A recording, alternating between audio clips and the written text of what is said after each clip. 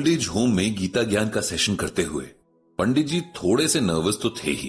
अपनी एज से कम लोगों को कुछ समझाना तो फिर भी इजी होता है, लेकिन खुद की उम्र के उतने ही एक्सपीरियंस लोगों के बीच एक टीचर की तरह जाना थोड़ा ऑकवर्ड हो जाता है। पंडित जी के साथ यही हो रहा था। ओनर कम मैनेजर वैभव ने सबसे पंडित जी का इंट्रोडक्शन पहले ही करवा दिया था और वहां मौजूद लोगों में से कुछ ऐसे भी थे जो उनके गीता ज्ञान ब्लॉग को पढ़ते थे।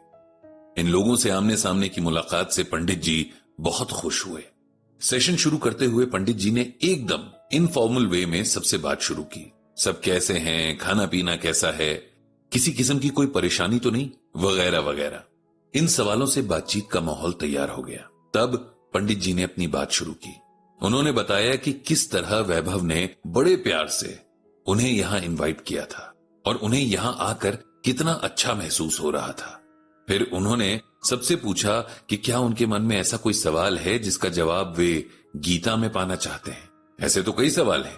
एक जेंटलमैन खड़े हुए। उनका नाम ओम प्रकाश शर्मा था और पंडित जी को याद था क्योंकि थोड़ी देर पहले ही उनसे परिचय हुआ था। पहला सवाल तो यह है कि हम यहां क्यों हैं? पंडित जी ने बड़ी शालीनता से जवाब दिया, आपका सवाल बहुत स्पेशल है शर्मा जी, कि हम यहां क्यों हैं।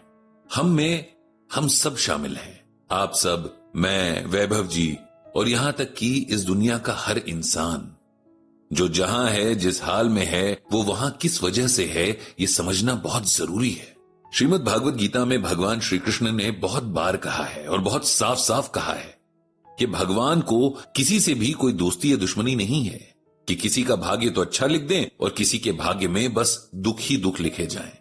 हर इंसान का भाग्य उसके कर्मों से लिखा जाता है। हम अच्छा काम करेंगे तो भाग्य में कुछ अच्छा फल जुड़ जाएगा, बुरा कर्म करेंगे तो भाग्य में कोई बुरा फल जुड़ जाएगा। ये साइकिल चलती रहेगी। हम सिर्फ इस जन्म को देखते और समझते हैं। हम भूल जाते हैं कि आत्मा तो जाने कितने जन्मों का सफर तय करके हम तक पहुंची है और साथ ही उन जन्मों के कर्मों का बोझ भी लेकर आई है। इसीलिए हम जो हैं, जहां हैं और जैसे हैं, उसके लिए इनडायरेक्टली हम खुद ही जिम्मेदार हैं। आगे कैसे होंगे, कहां होंगे, ये भी काफी कुछ हमारे ही हाथ में है। ओम प्रकाश जी को अपने सवाल का जवाब मिल गया था। अगला सवाल रीता जी ने किया था। रीता जी टीचर रह चुकी हैं और वे पंडित जी का गीता ज्ञान ब्लॉग रेगुलरली पढ़ती रही हैं।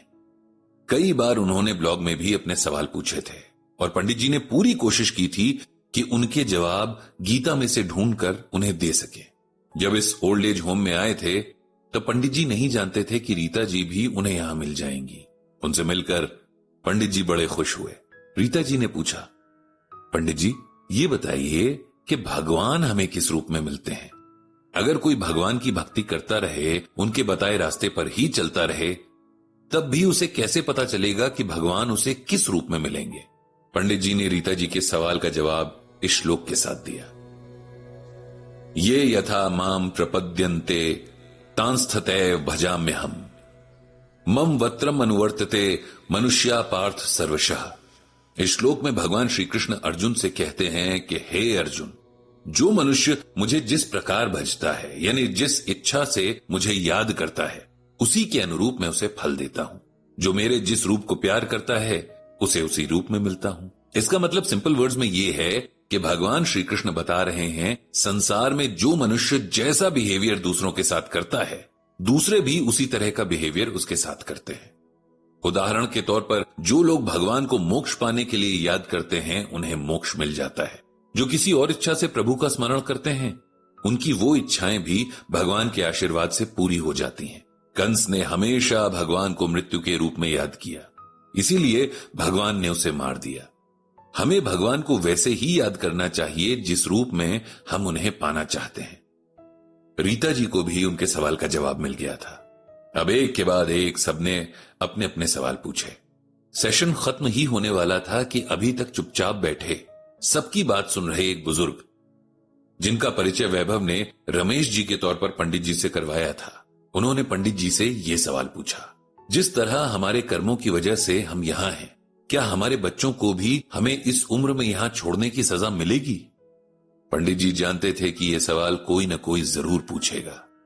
इतनी देर तक नहीं पूछा गया, इसकी उन्हें हैरानी।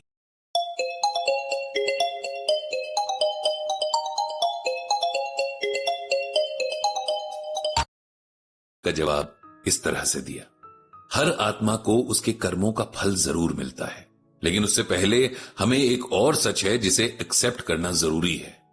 वो ये है कि जो इस जन्म में हमारे रिश्ते हैं, जिनसे भी हमारे इस जन्म में रिश्ते हैं, वो सब अगले जन्म में ऐसे ही नहीं रहेंगे। आत्मा इस शरीर को छोड़कर किस शरीर में जाएगी ये कोई नहीं जानता, और इस जन्म का सब कुछ सिवाय कर्म फल के यहीं रह जाएगा। इसीलिए इस जन्म में जो हुआ उसे अपने कर्मों का फल समझकर मन में संतुष्ट हो जाना चाहिए। इसीलिए मन में किसी तरह की नाराजगी या बदले की फीलिंग नहीं रखनी चाहिए, माफ करते चलना चाहिए। इससे हमारा मन भी शांत रहता है और अच्छे कर्म की ओर ध्यान लगता है। अंत में वैभव ने पंडित जी से पूछा कि अगर शॉर्ट में कोई गीता ज्ञान को समझना चाहे तो कैसे समझे। पंडित जी ने वैभव को बताया कि वैसे तो गीता इतनी विराट है कि इसे शॉर्ट में नहीं समझा जा सकता, न ही समझाया जा सकता है, लेकिन फिर भी मैं आपको गीता का सबसे जरूरी मैसेज बता रहा हूं। गीता में भगवान कृष्ण कर्म के सिद्धांत को बहुत इंपॉर्टेंस देते हैं। हम में से हर कोई काम करने से पहले उसके रिजल्ट के बारे में सोचता है, और काम करते हुए भी रिजल्ट के बारे में ही सोचता रहता है। जब काम की वजह से मनचाहा फल मिलता है तब हम खुश होते हैं, और इससे हमारा अहंकार बढ़ जाता है। हमें लगता है हम बहुत अच्छे हैं, लेकिन अगर हमारी इच्छा के मुताबिक फल ना मिले तो हम दुखी हो जाते हैं। तब कई बार हम खुद को ही गिल्टी मानने लगते हैं। भगवान कहते हैं कि इस संसार का हर जीवन कर्म को करके ही मोक्ष यानी सैल्वेशन को पाता है। जो इंसान अपने कर्म से बचता है या दूर भागता है उसे सिर्फ नरक मिलता है। कर्म के बिना इंसान इस धरती पर बोझ के सिवाय और कुछ नहीं है। इसीलिए हम सबको अपना कर्म करते जाना है, फल की इच्छा के बिना। भगवान श्री कृष्ण कहते हैं कि कोई भी काम उसके फल के लिए नहीं करना चाहिए, न ही उसके फल से खुश या दुखी होना चाहिए। इसके अलावा भगवान श्री कृष्ण ने गीता का ज्ञान देते हुए मौत को इस तरह से समझाया है जैसे हम कपड़े बदलते हैं। जैसे हम रोज सुबह नहाकर नए कपड़े पहनकर खुश होते हैं, वैसे ही मौत के बाद आत्मा नया शरीर ले लेती है। इसीलिए हमें मौत पर शोक नहीं करना चाहिए, बल्कि नए शरीर के मिलने के लिए हमें खुश होना चाहिए। गीता शरीर और आत्मा के बारे में बहुत कुछ बताती है, लेकिन इसे समझने के लिए बहुत पेशेंस की जरूरत है, बहुत वक्त की भी। अगर मुमकिन हुआ तो हम गीता ज्ञान को और गहराई से समझने के लिए और टाइम निकालेंगे। इसके बाद पंडित जी ने उस सेशन को खत्म किया और भगवान श्री कृष्ण से सबको शक्ति और शांति देने की प्रार्थना की।